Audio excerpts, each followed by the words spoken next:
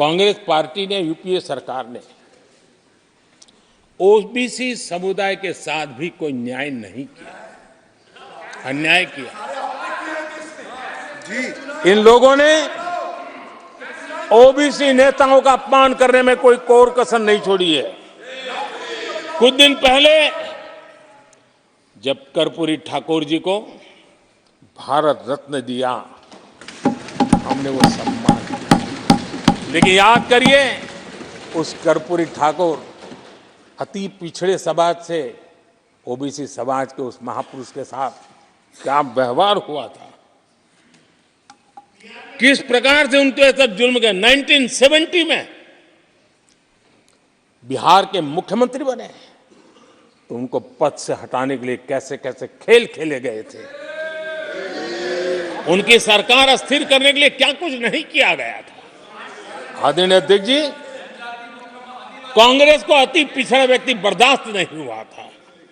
1987 में जब कांग्रेस के पास पूरे देश में उनका झंडा फहरता था, सत्ता ही सत्ता थी, तब उन्होंने कर्पूरी ठाकुर को प्रतिपक्ष के नेता के रूप में स्वीकार करने से मना कर दिया। और कारण क्या दिया? वो संविधान का सम्मान नहीं कर सकते। जिस कर्पूरी ठाकुर ने पूरा जीवन लोकतंत्र के सिद्धांतों के लिए, संविधान की मर्यादाओं के लिए खपा दिया, उनका अपमान करने का काम कांग्रेस पार्टी ने किया था। आदरणीय अध्यक्ष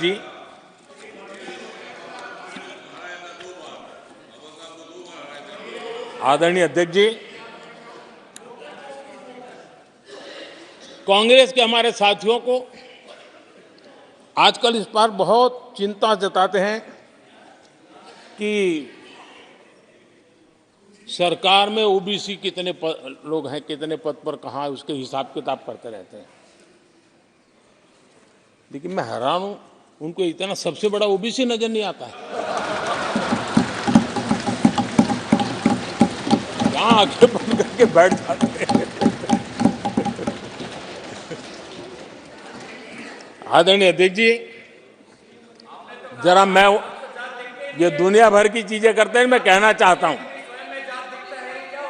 ये क्लास है। ये यूपीए के समय एक एक्स्ट्रा कॉन्स्टिट्यूशनल बॉडी बनाई गई थी, जिसके सामने सरकार की कुछ नहीं चलती थी। नेशनल एडवाइजरी काउंसिल, जरा कोई निकाल करके देखे उसमें क्या कोई ओबीसी था क्या? जरा निकाल के देखिए। इतनी बड़ी बड़ी पावरफुल बॉडी बनाई थी और वो तो अपॉइंट कर रहे थे।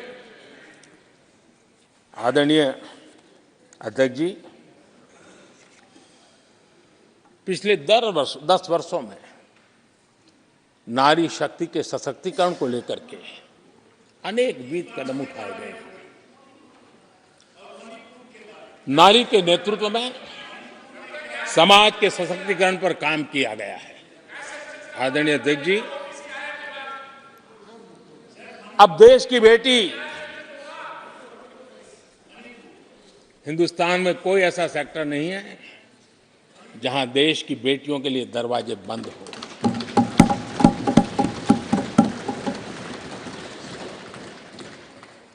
आज हमारे देश की बेटियां फाइटर जेट भी उड़ा रही हैं और हमारे देश की सीमाओं को भी सुरक्षित रख रही है।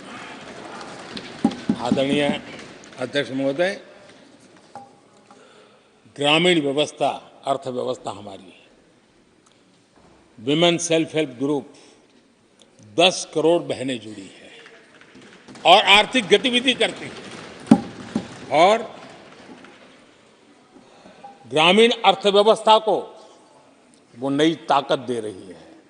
और मुझे आज खुशी है कि इन प्रयासों का परिणाम है कि आज करीब करीब 1 करोड़ लखपति दीदी आज देश में बनी। और जब मेरी उनसे बातें होती है, उनका जो आत्मविश्वास देखता हूं, मेरा पक्का विश्वास है हम जिस तरह आगे बढ़ रहे हैं आने वाले हमारे कार्यकाल में 3 करोड़ लखपति दीदी हमारे देश के अंदर हम देखेंगे। आप कल्पना कर सकते हैं गांव की अर्थव्यवस्था को कितना बड़ा बदलाव हो जाएगा। आदरणीय अध्यक्ष जी, हमारे देश में बेटियों के संबंध में जो पहले सोच थी, समाज के घर में घुस गई थी, दिमाग में भी घुस गई थी, आज वो सोच कितनी तेजी से बदल रही है। थोड़ा सा बारीकी से देखेंगे तो हमें पता चलेगा कितना बड़ा सुखद बदलाव आ रहा है। पहले अगर बेटी का जन्म होता था तो चर्चा होती थी, अरे खर्चा कैसे उठाएंगे, उसको कैसे पढ़ाएंगे, उसके आगे की जिंदगी का एक प्रकार से कोई बोझ है, ऐसी चर्चाएं हुआ करती थी। आज बेटी पैदा होती है तो पूछा जाता है, अरे सुकन्या समृद्धि अकाउंट खुला कि नहीं खुला। बदलाव। आदरणीय जी, पहले सवाल होता था प्रेग्नेंट होने पर नौकरी नहीं कर पाओगे। पहले ये बात होती थी प्रेग्नेंट होने पर नौकरी नहीं कर पाओगे। आज कहा जाता है 26 हफ्ते की पेड लीव और बाद में भी अगर चाहिए तो मिलेगी। ये बदलाव होता है। पहले समाज में सवाल होते थे कि महिला होकर नौकरी क्यों करना चाहती हो, क्या पति की सैलरी कम पड़ रही, ऐसे सवाल होते थे। आज लोग पूछ रहे हैं, मैडम आपका जो स्टार्टअप है ना बहुत प्रगति कर रहा है, क्या मुझे नौकरी मिलेगी। ये बदल है।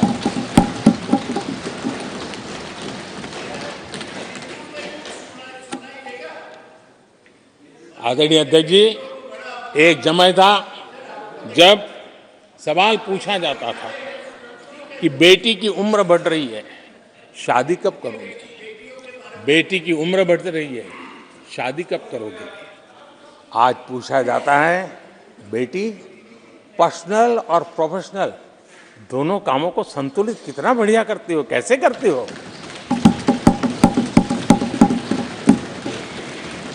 आदरणीय अध्यक्ष जी, एक समय था घर में कहा जाता था कि घर के मालिक घर पे है कि नहीं है, ऐसा पूछा जाता था। घर के मुखिया को बुलाइए, ऐसा कहते थे। आज किसी के घर जाते हैं तो घर महिला के नाम पर, बिजली का बिल उसके नाम पर आता है, पानी गैस सब उसके नाम पर। तो परिवार के मुखिया की जगह आज मेरी माताएं बहन, ये बदलाव।